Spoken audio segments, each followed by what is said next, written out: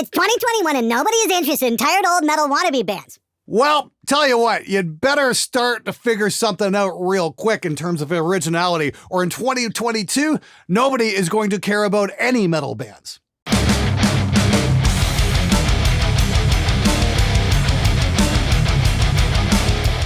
Hey everybody, it's Thursday morning. Hope you're going to have an amazing day and an even better weekend. This is SMG Viewers Comments, episode 314.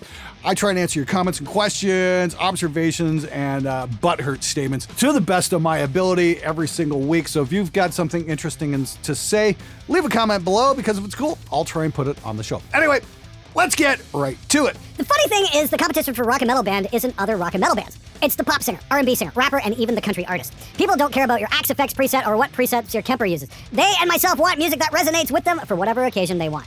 Where have the good songwriters gone?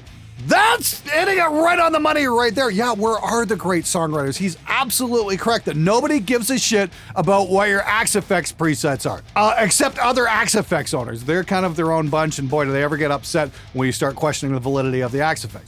Whew.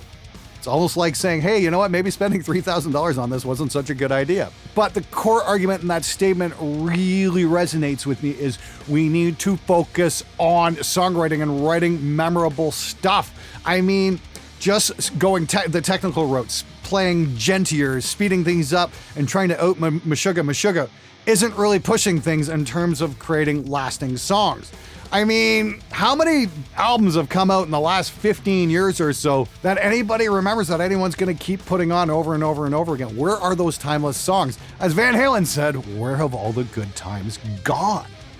That was the great thing about Van Halen. They had amazing guitar playing. They wrote some heavy shit, but they were still pop at the center, and they wrote memorable pieces of music. And we need more of that. We need more people to sit down and go, okay, how do we make this song interesting? Where's the chorus we can sing to? That kind of thing, because we really need that. We also need great frontmen, once again, who are going to stand up and stand apart from the crowd and give us those amazing vocal performances. For example, Rob Halford, Dio, Ozzy, people with really unique and strong, powerful voices. That's what turned me on to metal to begin with, were the great vocal performances. Sure, the guitar playing is great, but again, as I said last week, guitar solos are just icing on the cake, and if your cake is made out of nothing but icing, there's no fucking substance there. These videos are entertaining yet depressing. Glenn, you are encouraging us to learn the craft yet tearing to shreds at the same time. We're all heading towards disenchantment, then what? Maybe teaching? Peace. Well, that's the thing. I've always been honest with you guys about what this job really is. For the vast majority of us, we're going to be working in small studios, in our basements, in our garages, that kind of spot, even some bedrooms, that kind of thing. And we're going to be working with local bands, and the crux of that job isn't making great music. It's teaching people how to play at a professional level so they sound their best on a recording. That's what this job truly is, and unfortunately, they don't really teach that horrible, harsh reality in recording school. But after doing this for 20 plus years, I can tell you that is essentially what the job is. And if anybody tells you otherwise, they're just completely full of shit. Commercial studios are closing, and this whole industry really doesn't have what I'd say is a bright future in terms of recording bands and making money at it. Anyway, the great thing is, for the band at home that wants to record themselves, they can do it. The technology's far more accessible, and there are some pretty great plugins you can download that will get you about 80% of the way there. But is that stuff ever going to replace, the big studio with the live off the floor feel and all that? No, of course not. We're going to get more and more music that's on rails, that's cut to a click track, and then everything is just sample replaced, time-aligned, and made perfect. And then when everybody's perfect, nothing special ever. That's the future. That's what's coming up. Unless people start to break away from that and go, hey, you know what? This is kind of bullshit. Maybe we should try something new. Funny you mentioned electrician at the end of your video. I'm a 97 grad from music tech in Montreal. Started doing corp gigs, got lucky and got a job as a sound, computer, and network tech for a contemporary dance company, but figured out I would make 4 times the money running wires and walls as an electrician versus gaffer taping them to the floor. At least I have my own home studio to have fun, but it's not making money. And that is the point right there, is if you have a home studio, don't expect to make a lot of money, because a lot of people have home studios these days, and most bands are going to record themselves. Congratulations on becoming an electrician, by the way. I come from a long line of tradesmen. My dad's an electrician, my brother's a plumber, My one grandfather was a welder. My other grandfather was a hydro linesman. I'm like, guys who, put on work boots every day and put in an honest day's work. There's absolutely nothing wrong with that. And I say this to a lot of young guys out there who are looking at maybe going to recording college to think about getting a trade instead, because you're going to make way more money and you'll be able to afford to buy really cool gear. I mean, that's how I did it. That's how I opened my own studio. I went to work every single day at Chrysler for 27 years and bought studio gear and just built it up from absolutely nothing. And every time the studio would record a band and make a little bit of money, it would go back into the studio. That's how I did it. That was my path to having some kind of success, but things really didn't start taking off for me till I started doing YouTube. So in one sense, I got very, very, very lucky, and I have you guys to thank for that, because if YouTube hadn't come along, I'd probably still be recording local bands and working on the line at Chrysler with, 3-4 years left to go till I was able to retire. And don't get me wrong, there's absolutely nothing wrong with that lifestyle, working for a living and doing the studio thing on the side. I found it very satisfying, especially when you'd get those really inspirational projects that had, come in every once or two, 3, 4 years or something like that. They're pretty rare, but they're pretty awesome when they did happen. A lot of the time though, you're just going to be working your ass off. Just ask yourself if you're up for that, if you can handle that, if you've got the drive to do that, then by all means, fucking go for it. Hey man, I'm a longtime Apple user. I want to switch to Windows because I'm tired of giving Apple money. I have always had issues with any hardware instability on Windows, but I'm switching to RME, so I think I may be in a good place to move to Windows now, based on what I've heard from you and their stability. My question is, how do you optimize Windows for audio? How do you get rid of the bloat that comes with it? Any advice would be greatly appreciated. This is probably a dedicated video I need to make. I'm probably gonna have to get the latest Windows and just kind of go through it and whatnot. I mean, like, I've been on the Mac system for the last couple of years, and I gotta say, it's pretty fucking amazing, actually. The audio system just works. Windows needs a little bit more TLC, but it's more than capable. I mean, like, I worked with it for years. You wanna go into a program called MS Config, and that gives you a list of all these programs and shit running in the background. My suggestion would be turn off pretty much everything and just start bringing them back in one at a time. Because a lot of those things are just unnecessary resource hogs that run in the background that you just don't need running. That's going to be the big thing. The other thing is make sure you are using ASIO drivers. That is ASIO, audio system in and out. Those are drivers designed by Steinberg, and that's going to be usually 90% of your problems if you're having audio issues. And actually, 90% of all problems in Windows probably have something to do with an out-of-date driver. Again, that's another reason why the Mac systems kind of rock, because they're locked down, and when you install shit, it just fucking works. Windows is a little bit more dodgy than that. Don't get me wrong, there's advantages to both systems. I'm kind of liking Mac for its integration with the phone and the laptop and all the rest of this stuff. That is pretty freaking cool. That's definitely sped things up. And the thing just fucking works. That's a big plus, especially where I'm have to do content and get 2-3 videos out a week every week without fail. Now, a Windows system can be a little cheaper, that's for sure. Ask yourself though, can you afford downtime? I'm at a point in my career where I can't, but a few years ago I could. So it really depends on your personal situation. But good luck, man. And again, if you guys want to see a video on setting up Windows for audio, let me know. I'll try and make something. Hey Glenn, I want to know what type of mic I should go for metal vocals. I also have completely untreated room and my budget is around $100. Yeah, funny you mentioned that. I'm going to be doing a video on a whole bunch of mics for just around $100 that you can get at Sweetwater. This is like the SE-X1A condenser, and I've got like 4 others that are all around the $100 price mark. I've got one from AKG, a Shure, a Presonus. Yeah, there's a bunch of stuff. I don't know how good they're going to be, honestly, but stay tuned for that video because it's sure to be interesting and exciting. The thing is, I would definitely recommend figuring out one way or another to design some homemade room treatment. We mentioned clothes hampers in the last week's episode. That might be something worth checking out. Or get some bookcases and some old used hardcover books and make your own diffusers out of them. Again, that's something I want to explore in a dedicated video. I think that's going to be really cool. Untreated room, though, that can be a little terrifying. So yeah, you might want to rethink that part of your strategy.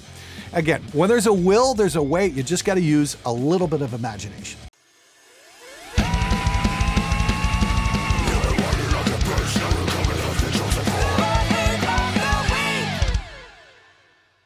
Dude, in the same breath, you defended Rage Against the Machine shutting down the NY Stock Exchange, then badmouthed Schaefer for raging against the machine. Lame, dude. I'll still watch your content, though, because you're helping me learn a lot about recording and shit, and you're hilarious. Fuck you, Glenn. Okay, first and foremost, I said Schaefer was raging for the machine, not raging against it. Clearly, the obvious has been lost on the drummer. I can't say any of us are really surprised. Now, I'm going to apologize to the rest of the audience because apparently I have to spell out the glaringly obvious here. So just bear with me for a minute or two while I try and explain this to this guy. There was a difference between what Rage Against the Machine did, where they shut down the NY Stock Exchange, versus what happened on January the 6th. All Rage Against the Machine did was play a song in a public forum. Though the powers that be at the stock exchange closed it down because they perceived it as a threat somehow. No threats were made, no violence happened. It was a peaceful demonstration. That's it. In case you missed it, there's a slight fucking difference in both incidences. On one, nobody fucking died. If you haven't clued into that yet, then it's time to open your eyes. Violence sucks no matter what side of the political spectrum it comes from. That shit needs to stop. The do's and don'ts of drumming. Do, get a Pearl 12-piece double bass kit. Don't, drive a Fiero. Our drummer did both. Yeah, you know what? I saw that shit happen in Detroit once, too. I remember we used to play it with a band called Guilty Party, and the drummer had this massive, 9-piece drum set, and he drove a Trans Am. It's like, how the fuck are you gonna get your shit to the gig, dude? Oh, well, I have the rest of the guys drive for me. It's like, you know what? What happened to self-sufficiency? I mean, if you can't fit your drum set in your fucking car, then maybe bring a smaller fucking drum set and get a little bit more creative with your drumming. I don't know. I know, radical fucking idea, isn't it? Drummers. I'd love to see you do a series called The Best I Could Do, where you try to make the best sounds with the mediocre equipment that most bands have in their home studio. I'd love if I saw a drummer bringing in those, but unfortunately, most expect killer sounds with subpar equipment and mediocre skill. It'd be interesting to hear you take on an okay recording job to see what guidance you would have for those home records. Yes, of course, more practice, but in the moment, how to improve their recording skills and ultimately their mix. Cheers, Glenn. It's not a half bad idea. Honestly, I've been kicking around that idea as a subject for a video series for the last couple of years. I'm like, it would have probably made a little more sense in LA rather than in Windsor, but I know there's a lot of guys in Toronto who watch the show, so hopefully I can make that happen. Crossing over the border to do a video like that just isn't going to happen right now because the fucking border's closed, and then we get into whole issues with work permits and all the rest of that stuff, so that can be kind of difficult. It's not like I can cross over to Detroit and do that stuff, so whether or not that can happen remains to be seen, but then again, I'm always down for an excuse to go visit Montreal because that town fucking rules. Montreal's such a blast to visit, so yeah, maybe we can make that happen. We'll see. If you guys want to see that kind of show, let me know in the comments below. I want to hear from you because if we can make a case for it, maybe we can even get a couple of brands involved and whatnot, and maybe offer some upgrades for some smaller Canadian studios. That might be fun to do. What do you guys think? Let me know. Hi, for my future studio, I'm thinking about putting 2 armchairs/small sofa in the corners. Does this can work as bass traps? Love how it says edited there. It's like you might want to edit that one again. Wow, is that difficult to say out loud? Anyway, as for your question, it would work if you were sitting on the floor. The thing about, couches and sofas and whatnot, they end at ass level. And you want to get your bass traps up to ear level or where your speakers are at. You remember how I said set your speakers at ear level? You got to set your bass traps at that level as well. So I don't know, put your sofas on a box or something maybe. That's the thing. We were talking last week about clothes hampers. It'd be like, well, if you can stack them up, that would make sense. Acoustic treatment might do a little bit of good, but it's probably not going to be very worthwhile at all if it's down on the floor where you can't hear it doing anything.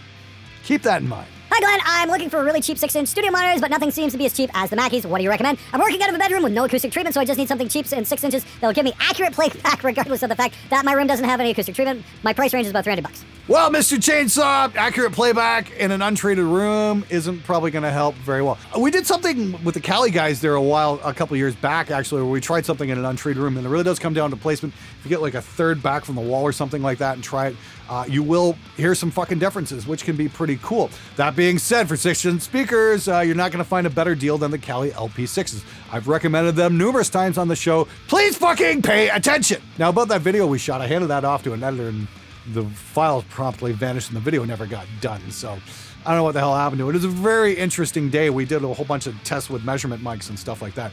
And I'll hit up Nate about that and see what he says for the placement and whatnot. But I think it was like a third back from your wall or something like that really helps. Oh, but my bedroom doesn't do it. Okay, get a fucking air mattress. You want to be a fucking mix engineer or not? But as for mixing in an untreated room, I really recommend against that. But then again, it's easy to do your own room treatment. You just got to use a little bit of imagination.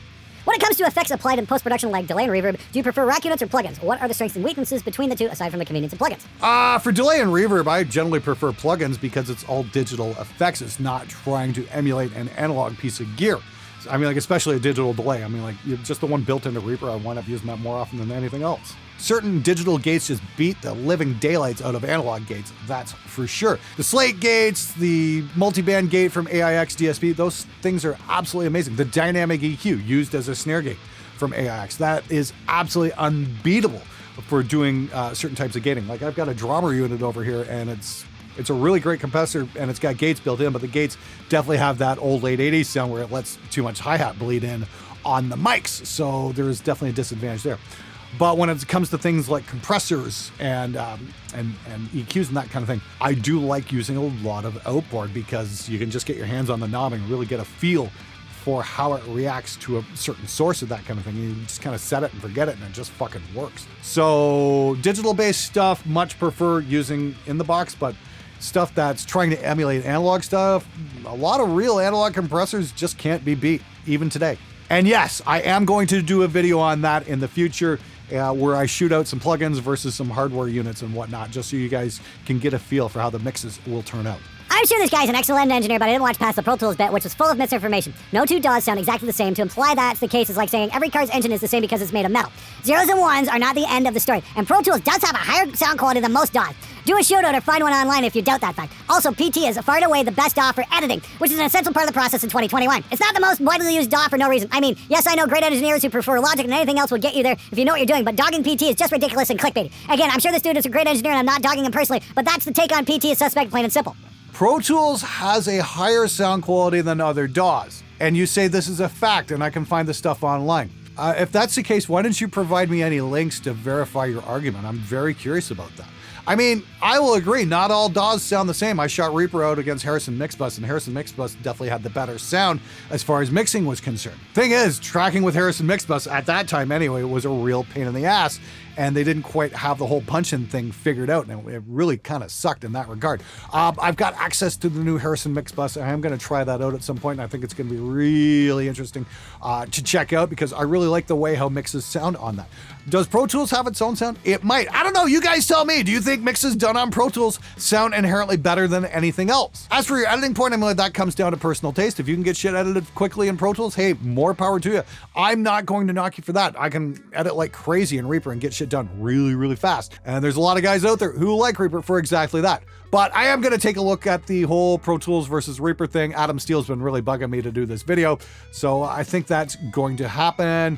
I might be shooting that this weekend. We'll see how it goes. Anyway, you guys let me know. Does Pro Tools sound better than everything else, and why? And is there a test I can verify this on? Please, leave a comment, leave a link. I'd love to know. Have you ever mixed deathcore vocals? I've been trying to get into recording, and when I record myself, it turns out decent on the levels, but when I track my friend, it clips and loses low end. I record in a closet with a PC in the room, so I can't see what he's doing, but it sounds like dog farts. Any help is greatly appreciated. Greetings from the desert. Do people stay fuck you, Glenn? Fuck you, Glenn. Well, there, Jake Genocide, I guarantee your friend who you're recording that sounds like dog farts with no end is cupping the mic. Because when you do that, you get this really shitty fucking sound. Thing is, though, he's used to doing that live because it makes his vocal louder, so he thinks he's going to translate that into the studio, but it just doesn't work that way. It just winds up making things sound weak. Tell him to keep his hands off the fucking mic. If you can't see him, do a test take where you hit record and you stand there and watch him do what you do. Hit record, walk into the room and say, okay, let's see you do your thing. But it sounds like you're working with a singer who already knows everything, so it's best you figure out a way how to keep your eye on him. Another idea would be to use FaceTime if you've both got iPhones. You can set up his phone, you can set up your phone. That way you've got an in-camera system. Come on, guys. Everybody's got a fucking smartphone. You can use them for more than just for, watching Pornhub. Love the thumbnail. Loving my angry amp. Thanks for helping me send my money to the best product for the job. That's the thing, Tyler. I'm not in the business of recommending dog shit. This is the Angry Amp from Signal Art. My friend Chad Kelly makes these. He used to work for Warm Audio and kind of branched out on his own, and he makes some really killer stuff. My friend James Murphy from Death and Obituary, he introduced me to Chad, and Chad sent me a prototype for one of these, and I'm like, make it louder. And he took like a year, and he made it louder. And then he's got this with kind of doing the built-in Pultec thing. If you're into Reamp boxes, I definitely recommend checking out the Signal Art stuff. I don't use anything else. They're absolutely phenomenal. I'm rewatching VC314, and you talking about anime got me thinking. What do you think about the isekai apocalypse of the last few years in the anime scene? If you don't know what it is, isekai is basically a genre of anime where the main protagonist is brought to another world. Cheers from California, and fuck you, Glenn. Okay, going way off topic right now, but yeah, I am still an anime geek. You know, it's hilarious you mentioned the isekai thing. I don't even know if I'm pronouncing that word correctly, but I just watched ReZero the other day on HBO Max. I watched like 2 seasons of it. It was fucking fantastic. It was a great story. And it's a great thing about that particular genre. You can just make a whole new world, and you know, it's a classic fish out of water thing. I mean, like, if you want to really think about it, Mark Twain wrote that when he said, you know, Confederate Yankee in King Arthur's court. It was basically the same idea. Now as people are going into video games and fantasy worlds and that kind of shit. And it can be a lot of fun, but yeah, it can be overdone as well. I totally agree. You know, the thing I'm waiting for is I really wish somebody would bring back High School of the Dead and like reboot that or add a second season, because that ended way too quickly. That's still one of my favorite animes in the last 20 years. That's for sure. You know, that's one thing I love about this audience is most of you guys are engineers at home, and a lot of you guys are big anime fans, which is really cool as well. We've definitely got something going on just outside the music as well. By the way, I'm always down for anime series recommendations. You got a particular favorite you think I should check out? Leave a comment below, because I love hearing all that kind of stuff. I still want to do like a dedicated anime episode one of these days. It's been in the back of my mind for a while, but it's definitely something I want to do at some point. You guys tell me, would you like to see that at some point? Again, leave a comment below, because I love hearing from you guys. Even the guys who write hate comments, I love hearing from you. At least that lets me know you guys are paying attention to what's going on, or in a lot of cases, not paying attention and writing really nasty shit about something I didn't actually do. That happens more often than not. Anyway, show's over. Get out of here and go do some work, you lazy fucks!